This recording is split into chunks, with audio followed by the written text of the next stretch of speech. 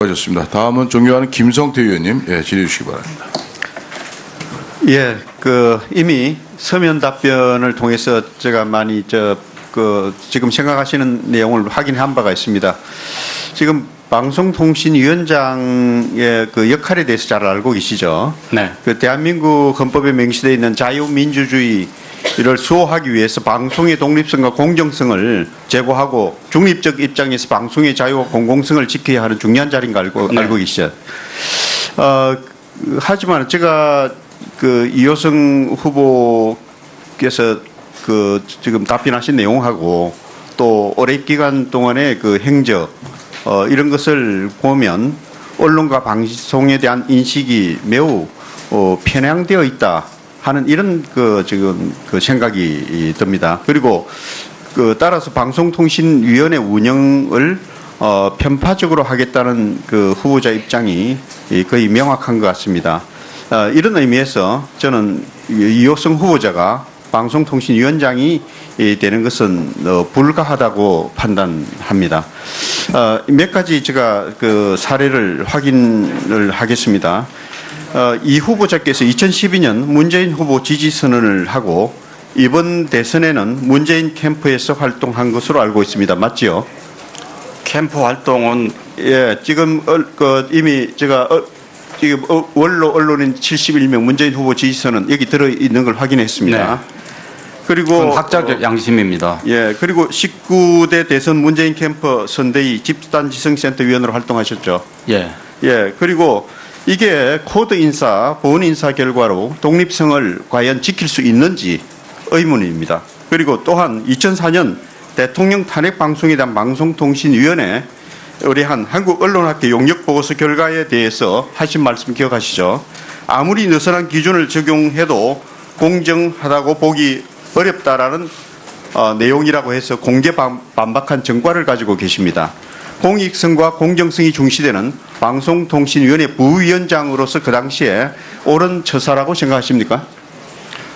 학자적 양심. 그 당시로는 학자가 아니라요. 네, 아닙니다. 방송통신위원회 부위원장 자격이었습니다.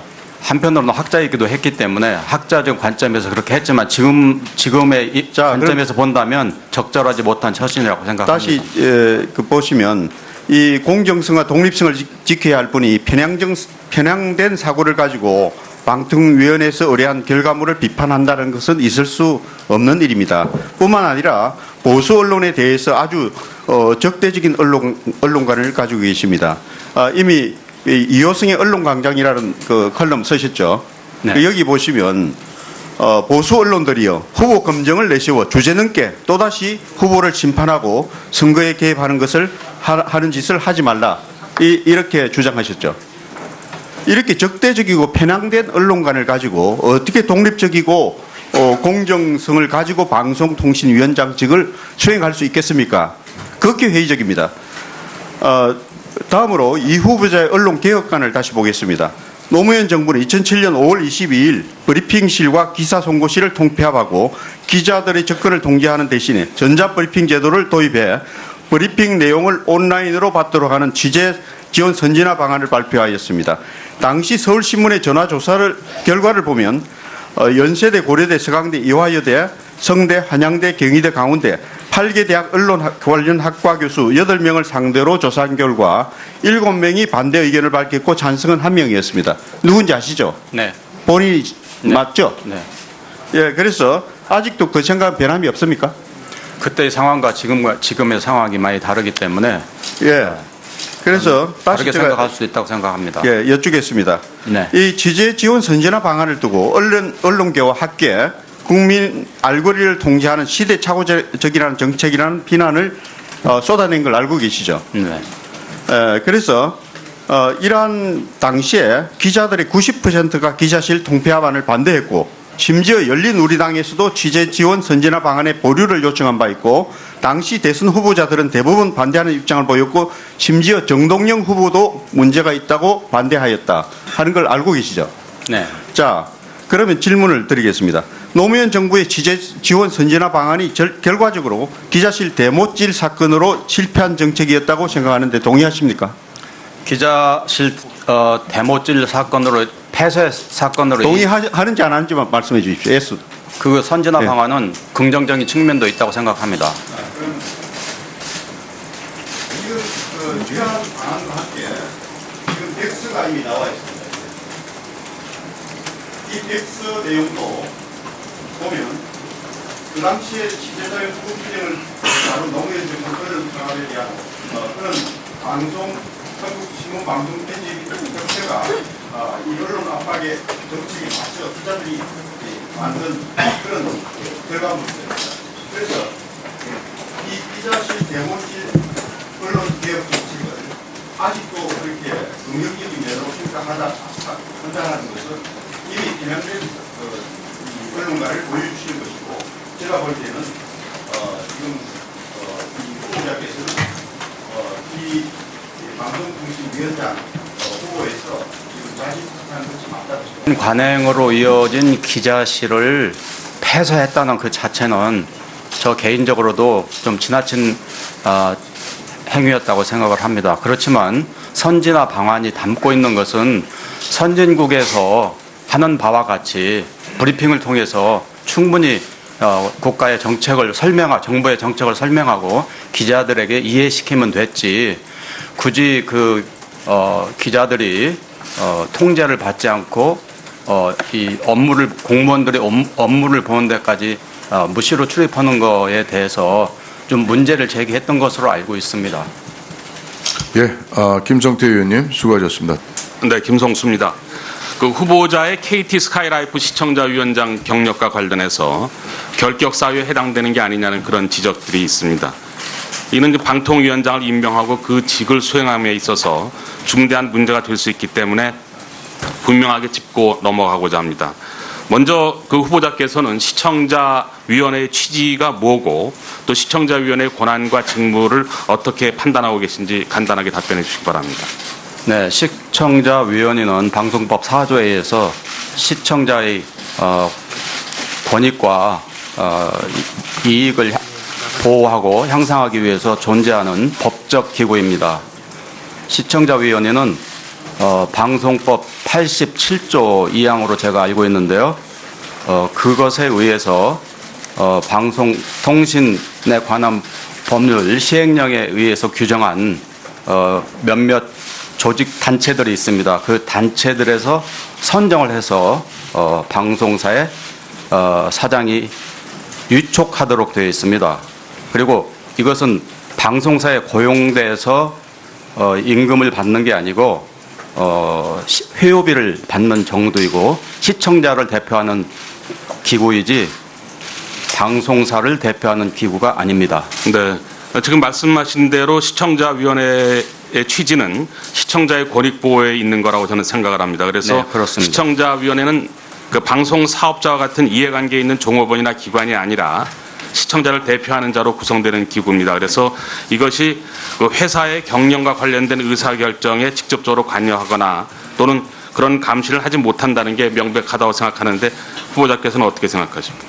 네, 시청자위원회는 시청자의 입장에서 방송사에 오히려 조언이나 충고나 때로는 이제 견제를 하는 그런 역할을 하는 것으로서 방송사가 방송 이용자, 시청자의 권익을 보호하기 위해서 법적으로 제도화한 것이기 때문에 방송에 관해서 잘 알고 시청자의 이익을 대변하는 사람들이 많이 참여해서 적극적인 역할을 해야 된다고 생각합니다.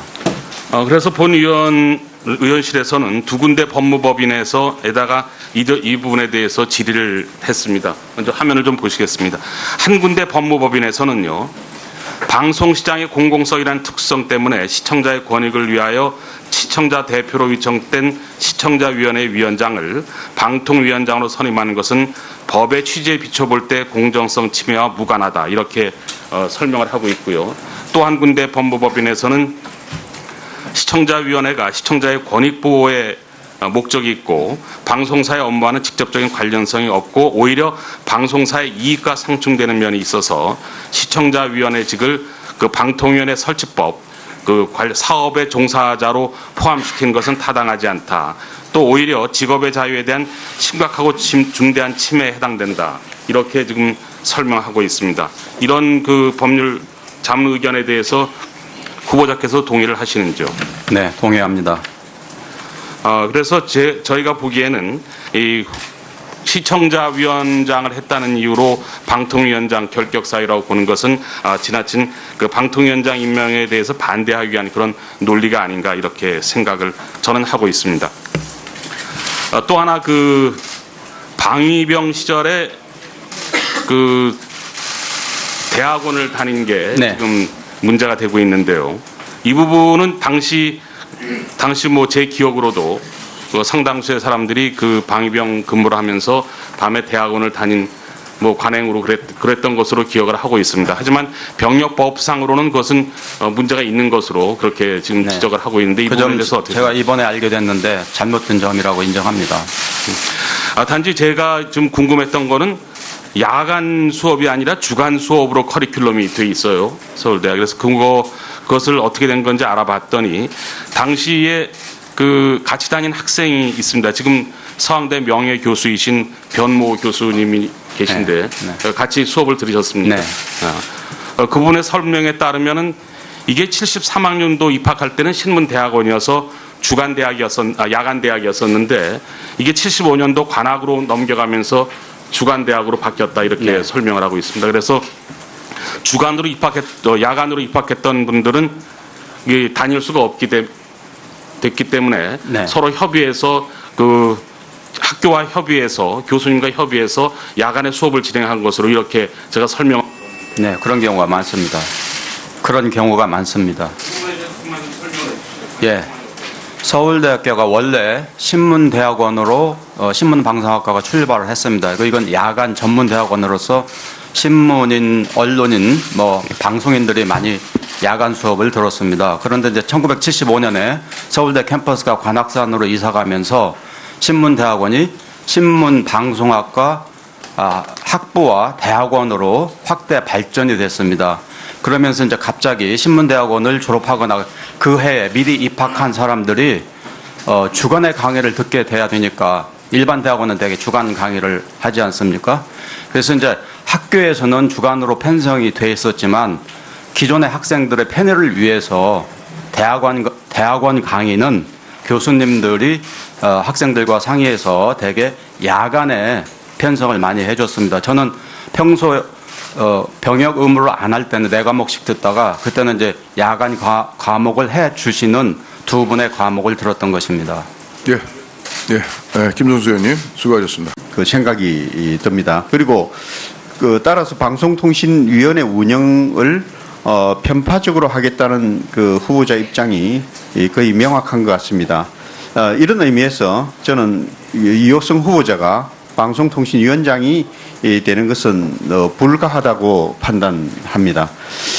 몇 가지 제가 그 사례를 확인을 하겠습니다.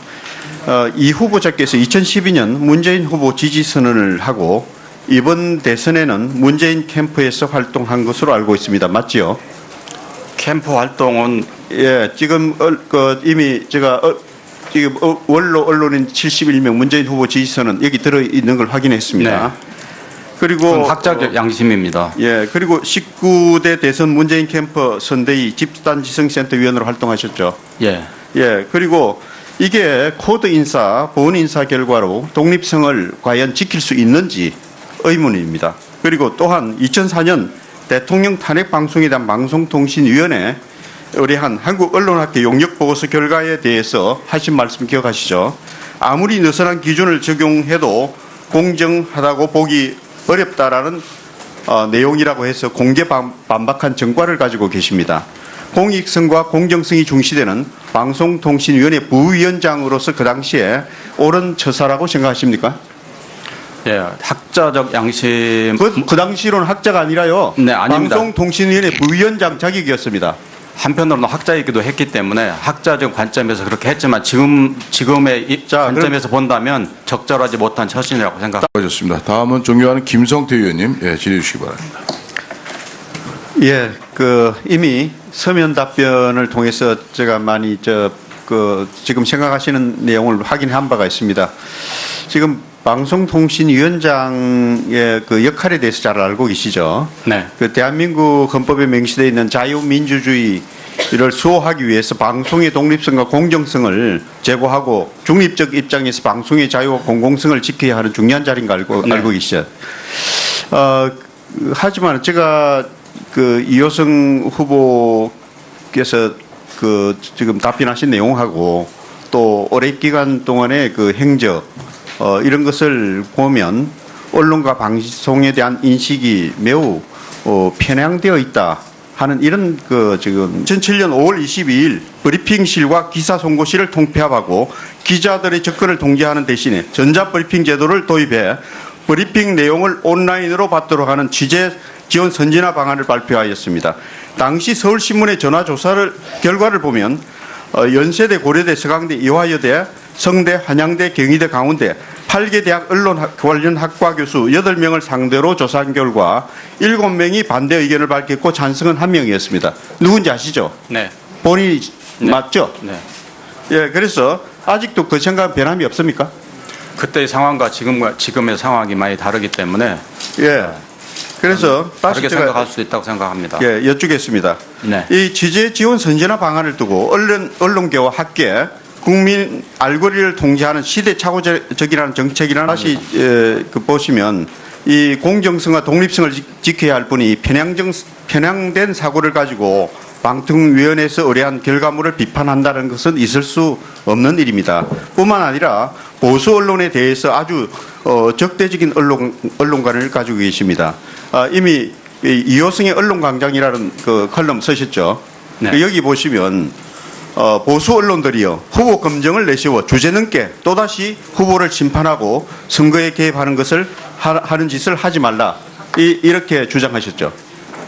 이렇게 적대적이고 편향된 언론관을 가지고 어떻게 독립적이고 공정성을 가지고 방송통신위원장직을 수행할 수 있겠습니까? 극히 회의적입니다. 다음으로 이 후보자의 언론개혁관을 다시 보겠습니다. 노무현 정부는